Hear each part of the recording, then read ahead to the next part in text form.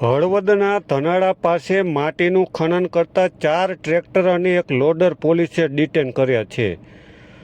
હળવદમાં ગેરકાયદે માટી માફિયાઓ પર પોલીસનો કડક પ્રહાર થયો છે. ધનાળા ગામની સીમમાં બેફામ રીતે ચાલતા માટીના ખનન પર હળવદ પોલીસ તૂટી પડી હતી. પીઆઈ આરટી વ્યાસના નેતૃત્વમાં પાડવામાં આવેલ તાબડતોબ દરોડામાં ગેરકાયદેસર ખોદકામ કરતા 4 ટ્રેક્ટર અને એક લોડરને પોલીસે જપ્ત કરી દીધા છે.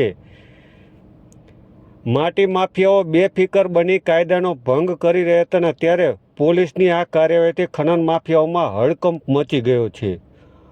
પોલીસે ઘટના સ્થળે જ ખોદકામ બંધ કરાવી આગળની કડક કાયદેસરની કાર્યવાહી હાથ ધરી છે. સ્થાનિક સ્તરે લાંબા સમયથી ચાલતા ગેરકાયદે ખનન સામે હવે પોલીસ સખત મૂડમાં દેખાઈ રહી છે, જેને લઈને ખનન કરતા તત્વોમાં રીતસરનો ફફડાટ વ્યાપી જવા પામ્યો છે.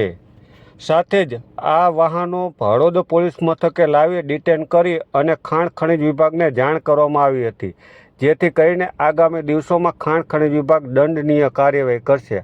હાલ તો હળવદ પીઆઈના માર્ગદર્શન હેઠળ ધનાળા ગામની સીમમાંથી માટીનું ખનન કરતા 4 ટ્રેક્ટર અને એક લોડરને ઝડપી પાડવામાં આવ્યા છે.